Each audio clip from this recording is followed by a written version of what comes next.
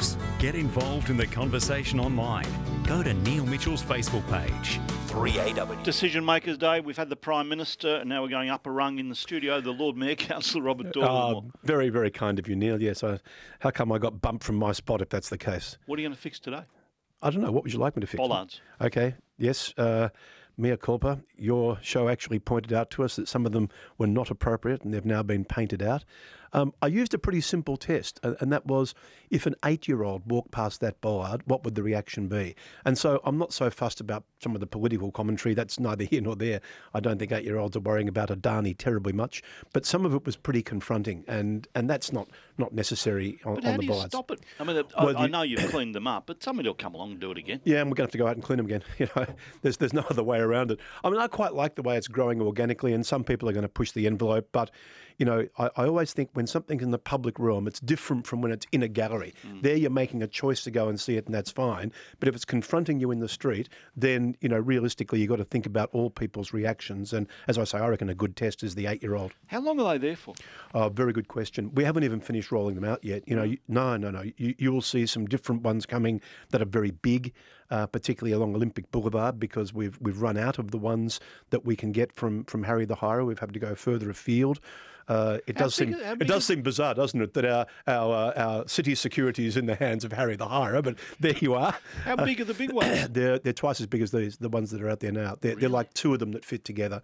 They're not for all of them, but these things are not sort of generally available in these numbers, you know, around town. We need something like 500 of them. You'll see them all down Olympic Boulevard, for instance. We'll have to think about what we do at Queen Victoria Market. So, you know, there's still some more to roll out. We're still working through with police and the state government, you know, just what treatment is best for which area, you know, and the more we can hide them so they don't look like bollards. But, you know, it's interesting as you walk around town. I walked through the front door of this building this morning and I didn't notice before that there were bollards there, but there are now. Yeah. Sorry, need to take a quick call. Sure. We've already got one motorcyclist killed this morning. Paul, what's happening? Another motorcyclist down? Yeah, Neil, in Elwood on the Ormond Esplanade, just in front of the marina, we've got a motorcyclist who's come to grief. All the services are there and city-bound traffic's affected. Is the motorcyclist up and about or not? Not that I can tell. Okay, we'll talk to the authorities about that. Well, anyway, 2 crashes, one of them at this stage fatal.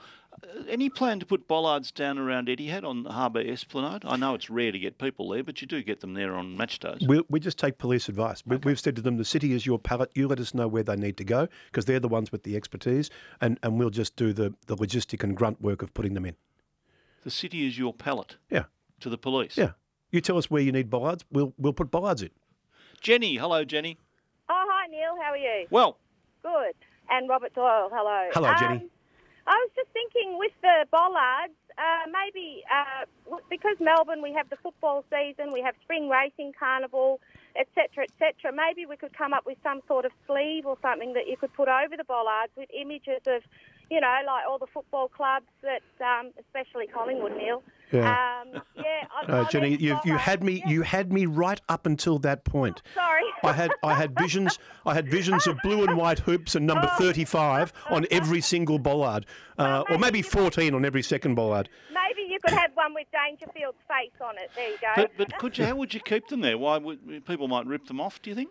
Well, I was just thinking there must be some sort of wrap. I mean, I know they put vinyl wrap for advertising on cars, etc. That's true. You know, and there is one problem, Jenny. There is one problem with that, and that is that the Collingwood ones would become the most stolen items, and that would worry me. Oh, that would.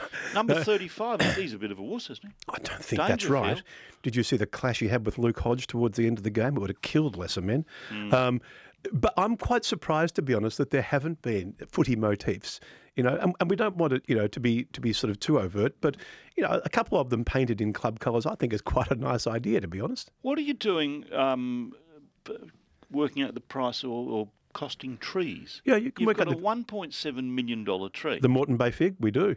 How can you put a price on a tree? Well, you can. You can like you can on anything else. You can on dirt. You might say, how can you put a value on dirt? But we do every weekend. They're called auctions, you know. Yeah, but you're going to build something on the dirt. You're not going to go and live in the tree. No, but the trees form a part of the asset base of the city, and it's done on a formula that's like an international one, where you look at the age of the tree, the species, the importance of it, where it is, the canopy cover, its social significance.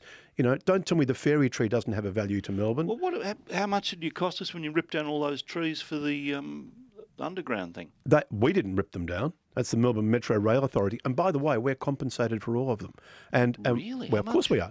It depends on the tree. They're all valued, Neil. And they are offering to replant 2 for every one. So somebody comes along and looks at those. What were their elms, weren't they? Yeah, there were some elms. Looks at the elms, said that one's worth 100 grand. Yep. Give Robert 100 grand. You give the city.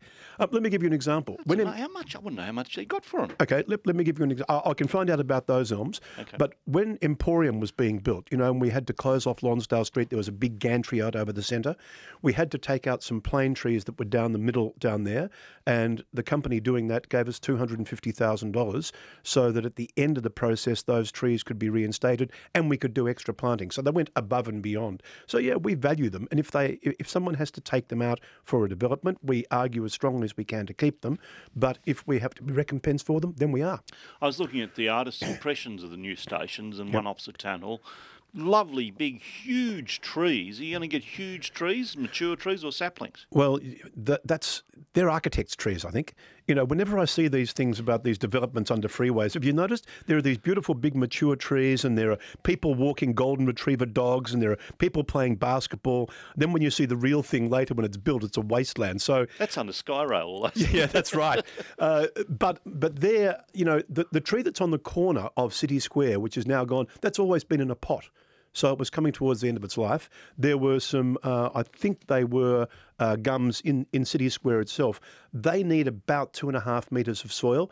And when you look at the diagram of City Square, it looks like they've put soil in there. But what we can get in, we won't know until I hand it back. Some of those designs I thought were great. Some of them are very much concept designs and need a fair bit more work. Okay. Craig called in. He lives in South Bank. He said he saw a fire truck struggling to get through the bollards at Freshwater Place this week. Isn't it? Well, I suppose once again it's the police pallet, is it? They've got to work out, have enough room. That's right. If you've got enough room to get a fire truck through, you've got enough room for a bad guy to get through. Yeah, but what they're meant to do, and people think in some cases that what happens is people run into them and that stops the car. The whole danger of vehicle attack is speed. So the whole thing is to slow them down as far as possible. And if you can stop them, well and good. So you might notice, for instance, the Jersey barriers that are on Prince's Bridge.